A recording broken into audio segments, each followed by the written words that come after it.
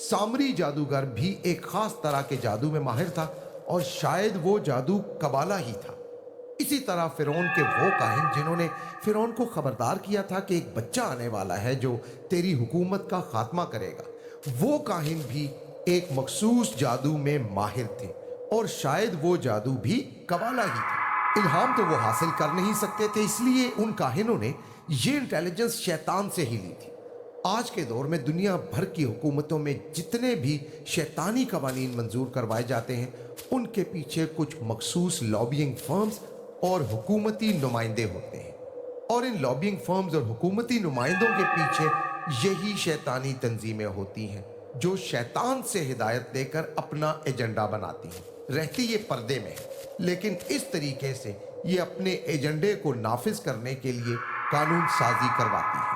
आपको कभी मौका मिले तो अल्लामा इकबाल की नज़म इब्लीस की मजलिस शूरा पढ़ें, और अगर आपने पढ़ रखी है तो आपको अंदाज़ा होगा कि किस तरह अल्लामा इकबाल रहमतुल्लाह अलैह ने तख़य्युलाती तौर पर इब्लीस के नुमाइंदों और इब्लीस के दरमियान गुफ्तगू को नज़म की शक्ल में पेश किया है। तब के दौर से आज तक ये इब्लीस के नुमाइंदे आज भी हुकूमतों से वही कवानीन बनाते और मंजूर करवाते हैं जो शैतान की तरफ से अपने नुमाइंदों, अपने चेलों, अपने एजेंटों को दिए जाते हैं। बनी इसराइल वालों ने यह जादू सीखा था मिस्र वालों से, और वक्त गुजरने के साथ साथ बनी इसराइल के लोगों ने इस जादू में इतनी महारत हासिल कर ली कि ये मिस्रियों से भी आगे निकल गए। आज भी देख लें तो यही हो रहा है।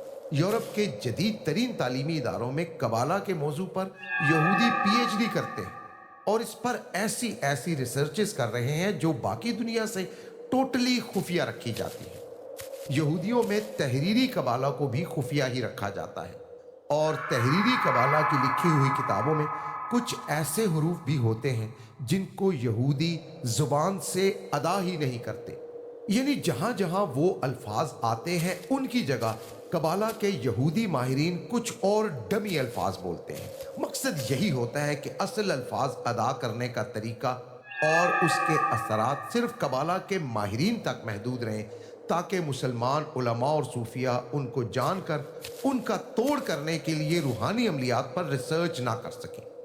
पाकिस्तान में कबाला के शैतानी इल्म पर सबसे ज़्यादा रिसर्च जिन बुजुर्गों ने की है उनमें से एक का नाम बाबा मोहम्मद यहया खान है। वो एक छुपी हुई हस्ती हैं और इस पर खुलम खुला बात भी नहीं करते।